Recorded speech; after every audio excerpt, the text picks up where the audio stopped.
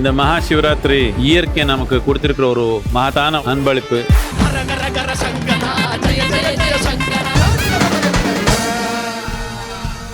சுதந்திர தின விழாவிலே இந்த மருந்தகங்கள் அமைக்கப்படும். முதல்வர் மருந்தகம் என்ற பெயரிலே சாதாரண பொதுமக்களுக்கு குறைந்த விலையிலே மருந்து அறிவித்தார்கள். அந்த அடிப்படையில் இன்றைக்கு மாண்புமிகு தமிழ்நாடு முதலமைச்சர் அவர்கள் துவக்கி வைத்திருக்கிறார்.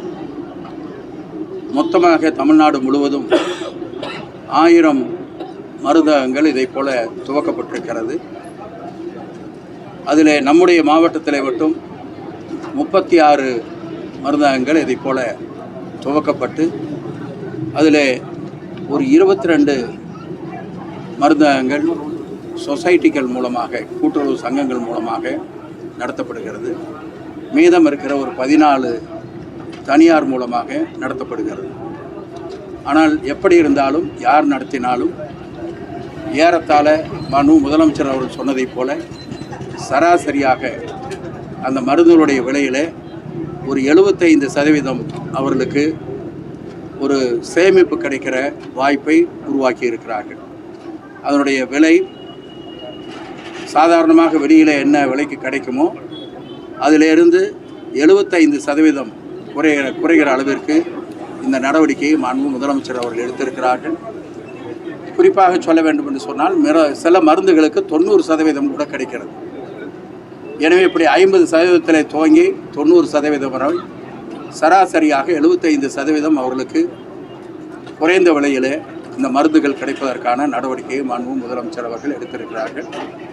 இது நிச்சயமாக தமிழ்நாடு முழுவதும் மக்களிடத்திலே மிகப்பெரிய ஒரு வரவேற்பை பெறும் என்பதையும், இதை சாதாரணமாக செய்யாமல் ஏறத்தாழ அனைத்து மாவட்டங்களிலேயும் அதற்கான குடோன்களை அமைத்து அந்த சேமிப்பு கிடங்களிலே தேவையான மருந்துகளை வைக்கிறார்கள்.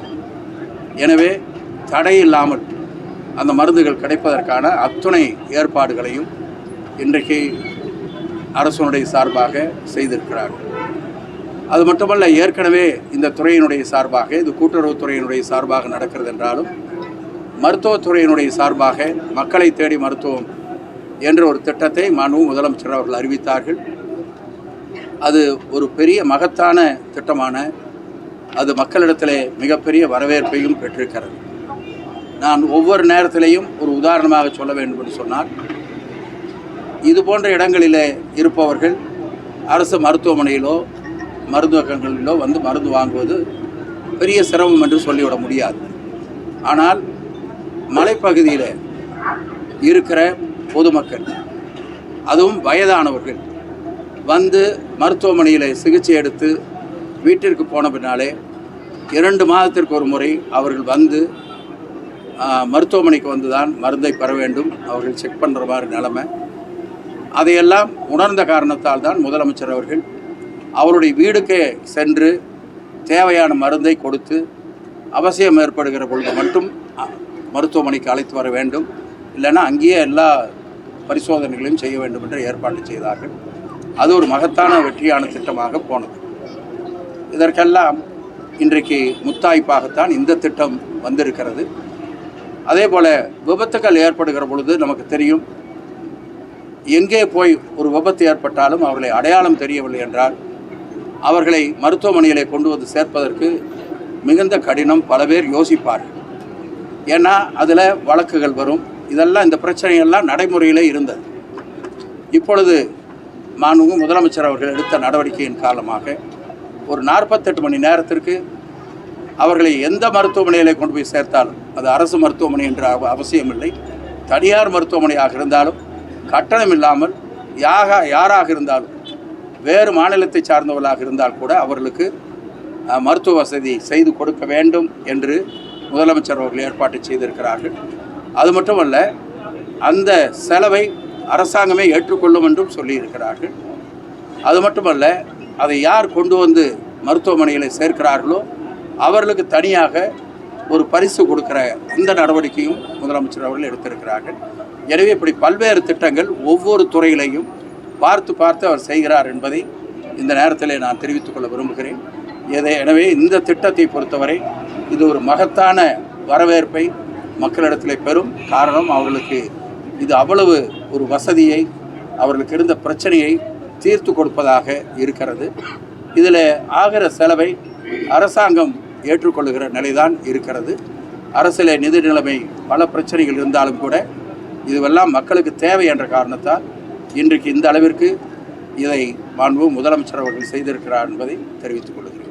ஈரோடு மாவட்டத்தில் 36 இடங்கள் இப்போ தொடங்கியிருக்கிறோம். விரிவுபடுத்துவதற்கான திட்டம் ஏதாச்சும்? மொத்தத்தில் 1000 இடங்களிலே துவக்கப்பட்டிருக்கிறது. அதில் ஏறத்தாழ 1700 பேருக்கு மேலே வேலை கிடைத்திருக்கிறது. பல வகையிலே இது நன்மை இருக்கிறது. கண்டிப்பாக இதை விரிவாக்குவதற்கு மாண்பு முதலமைச்சர் அவர்கள் கண்டிப்பாக நடவடிக்கை எடுப்பார்கள். அப்படி எடுக்கிற பொழுது எங்கெங்கே தேவை என்பதை ஆய்வு செய்து நம்முடைய மாவட்டத்திலே எங்கே இருந்தால் சரியாக இருக்கும் என்பதை யோசித்து அதற்கேற்ப நடவடிக்கை எடுக்கும். ஏற்கனவே ஒன்றிய அரசின் சார்பில் இதே மாதிரி பிரதம மந்திரியுடைய பெயரில் மருந்தகங்கள் தொடங்கப்பட்டிருக்கு. அதற்கும் இதற்கும் ஏதாவது இல்லை, அதை விட நம்ம இன்னும் கொஞ்சம் ஜனங்களை ஈஸியாக ரீச் பண்ணுற மாதிரி பண்ணியிருக்கு. அதை விட சலுகைகளை கொடுக்கறதுக்கும் ஏற்பாடு செய்யப்பட்டிருக்கு. ஐயா, இந்த முதல்வர் மருந்தகத்தில் அனைத்து விதமான மருந்துகளும் கிடைக்கிறதுக்கான ஏற்பாடுகள் செய்யப்படும். இல்லை, ஏறத்தாழ 216 விதமான மருந்துகள் கிடைப்பதற்கான ஏற்பாடு செய்யப்பட்டிருக்கிறது. அநேகமாக அது எல்லா நோய்களுக்கும் தேவையான அளவுக்கு மருந்து இருக்கும். ஏதாவது 1-2 இல்லாமல் இருக்கலாம். எனவே இப்பொழுது 216 மருந்துகள் இங்கே கிடைக்கும். மொத்தத்தில் ஒரு காலத்தில் ஒரு கணக்கிட்ட பொழுது மொத்தமாக 250 மெடிசன் இருந்தால் போதும் என்று ஒரு கணக்கிடப்பட்டது. அது ஒரு 15-20 ஆண்டு காலத்திற்கு முன்னாலே கணக்கிடப்பட்டது. இப்பொழுது கொஞ்சம் கூடுதலாக இருக்கலாம் அல்லது குறைவாக இருக்கலாம். இப்பொழுது 216 நோய்களுக்கான மருந்து கிடைக்கிறது. அது தேவை என்று தெரிந்தால் இங்கே இருந்து ரிப்போர்ட்டை வாங்கி தலைமைக்கு அனுப்பிவிட்டாக்க அந்த தேவைகளை நிறைவு செய்வதற்கு கண்டிப்பாக அரசு நடவடிக்கை எடுக்கும். சார், இங்கே ஜெனரிக் மெடிசன்ஸ் தருவாங்க. அம்மா மருந்தகம் ஏற்கனவே கடந்த ஆட்சியில் பல சொசைட்டியில் ஏற்படுத்தியிருக்காங்க. இப்போ அந்த சொசைட்டிலையும் இந்த மாதிரி ஜெனரிக் மெடிசன் தரது கொடுத்தா மக்களுக்கு இன்னும் கன்வீனியண்ட்டாக இருக்குங்க. இல்லை, அது என்ன பிரச்சனை, அங்கே ஏன் அது ஸ்லோ ஆச்சு என்னங்கிறதெல்லாம் செக் பண்ணிவிட்டு அதுக்கான நடவடிக்கை கண்டிப்பாக எடுக்கும். அது அண்டர் யூட்டிலைசேஷன் ஆகிடும். அப்புறம் இது வந்ததுனால அது பயன்பாட்டுக்கு இல்லாத. இல்லை, மக்களுக்கு எங்கேயோ கிடைக்கணும். எது பயன்படுது, எது நல்லா நடக்குதுங்கிறது முக்கியம் இல்லை. அங்கே ஜெனரிக் மெடிசன் இல்லை. நீங்கள் ஜெனரிக் மெடிசன் இங்கே தரப்போ இல்லை, அது பரவலாக்கப்படணும்னாக்கா அதை பற்றி யோசிக்கணும்.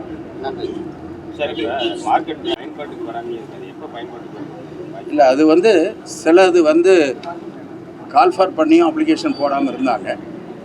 அதை பற்றி துறையினுடைய சார்பாக இப்போ மேலே ஆய்வு செஞ்சிட்ருக்காங்க. விரைவாக நடவடிக்கை எடுக்கும். இப்போ தாளவாடி மருத்துவர்களை புதிதாக ரெக்ரூட் பண்ணுறதுக்கு உண்டான நடவடிக்கை எடுத்துகிட்டு இருக்காங்க. 2600 பேர். ஆமாம், அது வருகிற பொழுது எல்லா இடத்துலையும் போதிய அளவுக்கு இன்ஃப்ராஸ்ட்ரக்சர் இல்லையா? அதே போல் மொடக்குறிச்சி அது பிஎஸ்சி லெவல்லே தான் இருக்குது. தாலுக்காய்க்கும் பிஎஸ்சி லெவல் இல்லை, அது எல்லாமே லேண்ட் டிஸ்பியூட் ஏதோ இருக்குதுன்னு சொல்கிறாங்க. மொடக்குறிச்சியை பொறுத்தவரையில் கோர்ட் கேஸ் ஒன்று இருக்குன்னு சொல்கிறாங்க. அதெல்லாம் விரைவாக பயன்பாட்டுக்கு வருவதற்கான நடவடிக்கை எடுக்கணும். ஏரியாவுக்கு தகுந்த மாதிரி முதல்லலாம் தருமபுரி எடுத்திங்கன்னா அங்கே ஒரு மாதிரி மெடிசன் இருக்கும். இந்த மாதிரி ஏரியாவுக்கு தகுந்த மாதிரி என்ன அவசியம் இருக்கிறதோ அந்த மெடிசன் அந்த மருந்து அதிகப்படுத்துவாங்க. அதனால தான் இங்கே சேமிப்பு கிடங்கு இங்கே வைக்கப்படுகிறது. எனவே இப்போ இவங்க நாளைக்கு தீர்ந்துருச்சுன்னு சொன்னாக்க அடுத்த நிமிஷம் கொண்டு வந்துடலாம். அதனால் அதற்கான எல்லா வசதிகளையும் யோசித்து தான் அது செய்கிறாங்க.